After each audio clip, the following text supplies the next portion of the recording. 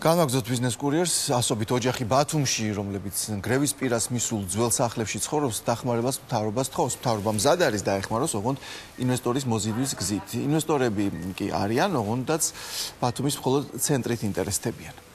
ბალკა არის ცარიები. ნუსმანი არ მიდის, გაძვრა ნუსმანი თქვენ. მთლიანი ბალკებია და მოსასახა. მთლიანი ბალკა მე გამოვცვალო 1500 ლარი მინდა, მაგის თავი რომ კონდეს. ასე გაჭირებულად კი არ ვიქნები. თამარის დასახლების 60-მდე ოჯახს სასაუბრო თემა მუდმივად ერთი აქვთ. ეს მათი გაუსაძლისი საცხოვრებელი პირობებია. აქ გამეფებული ანტისანიტარია ხშირად სხვადასხვა დაავადებების გამომწვევი მიზეზი ხდება, რაც ისედაც მძიმე მდგომარეობაში მყოფი მოსახლეობის პირობებს კიდევ უფრო აუარესებს. შვილი ავად გამიღთა ტუბერკულოზით. ძლივს გადამირჩა მთელმა მეზობლებმა იცია. არ შეიძლება ამნაირი მასში ცხოვრება, მაგრამ რა ვქნათ, გვპირდებიან და საშველი არ არის. გაუსაძლისი პირობებია ყველანაირად. მღრნელები. აი ყველემები ვირთხა, კატა, თუ ყველა ერთად ცხოვრობს. ლოქო გინდა, თუ ქვეწარმავალიც კი.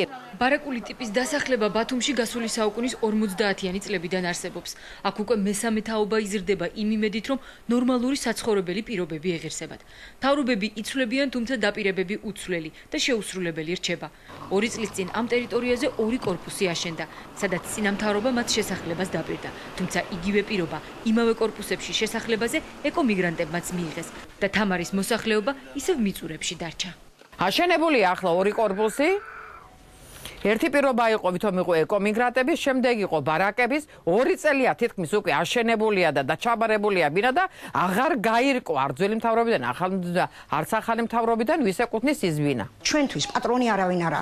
არც იმ მთავრობის შემხედვარი, არც ამ მთავრობის შემხედვარი. ძალიან განაწყენებული ვართ ეს ხალხი, მიტოვებული ხალხი ვართ, მიტოვებული. აჭარის მთავრობამ არასტანდარტული სახლების ლიკვიდაციის ახალი პროგრამა შეიმუშავა, რომელიც ძველი, უსახური და საფრთხის შემცველი შენობების ახლით ჩანაცვლებას გულისხმობს.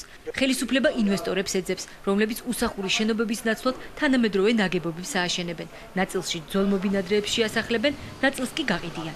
მთავრობა მათ გარანტად ბანკებშიც დაუდგება და პრობლემების შექმნის შემთხვევაში შენობებს თავად გამოისყიდის. პროგრამის ბიუჯეტი დათვლილი გვაქვს 20 მილიონ ლარზე გვაქვს ანგარიში გაკეთებული, თითეული პროექტისთვის გათვალისწინებულია 3 მილიონ ლარამდე და პროექტის ხანგრძლივობა თითეულის არ უნდა აღემატებოდეს 3 წელს. 3 წელში საკმარისი დრო არის იმისთვის, რომ დასრულდეს პროექტი. პრობლემური ადგილი საკმაოდ ბევრი გვაქვს და რაოდენობრივად რო გითხრათ, ზუსტად ვერ გეტყვით, დათვლილი არ გვაქვს, მაგრამ ჩვენ როგორც ვარაუდობთ ფინანსთა და ეკონომიკის სამინისტრო, ეს პროექტი წამოვა ქალაქის ცენტრალური ადგილიდან. პროგრამაში მონაწილეობის სურვილი კომპანიებმა 2 ობიექტზე უკვე გამოხატეს, თუმცა მხოლოდ ბათუმის ცენტრალურ ნაწილში. გარეუბნებში მცხოვრებნი შიშობენ, რომ მათთვის ინვესტორი არ გამოჩნდება და მომავალ თაობებსაც ბარაკებში მოუწევს ცხოვრება. თუკი ფეხბურთის მსოფლიო ჩემპიონატს უყურებთ, ალბათ სურვილიც გაგჩენიათ, რომ ენაზე მომდგარი კომენტარი და მატჩის შესაბამისი მომენტი ნაცნობებისთვის თუ უცნობებისთვის მომენტალურად გაგეზიარებინათ. ასეთი ტელევიზორი კი უკვე არსებობს და მას Samsung 4K ჰქვია.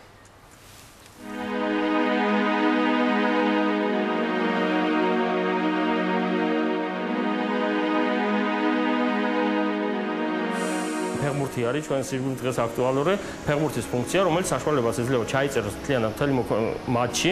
მატჩის დროს გამოყოს კონკრეტულად ის მომენტები, სადაც აქტიურობა პიკს აღწევს, ჩაიწეროს, შემდეგ ამოკრიბოს ეგეთი, ასე ვთქვათ, მომენტები და მეპატრონეს საშუალება მიეცეს და ააშიეროს სხვა სოციალურ ქსელებზე კომენტარების საშუალებით.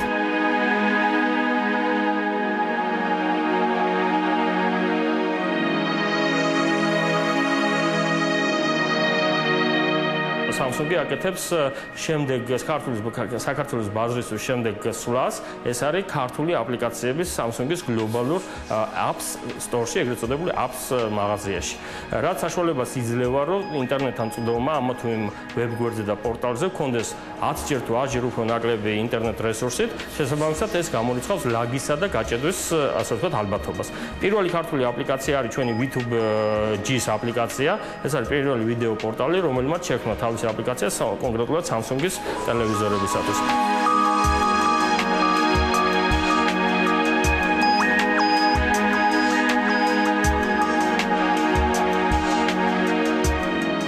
განსხვავდება ბევრი სხვა ქართული ვიდეო პორტალების აპლიკაციები, რომელთან ჩვენ უკვე მოლაპარაკებები დაწყებული გვაქვს და მომავალი წლის იანვრიდან უკვე Samsung-ის ტელევიზორებში იქნება ქართული ენა ჩაწერილი როგორც ერთ-ერთი ენა სხვა მრავალ ენებს შორის.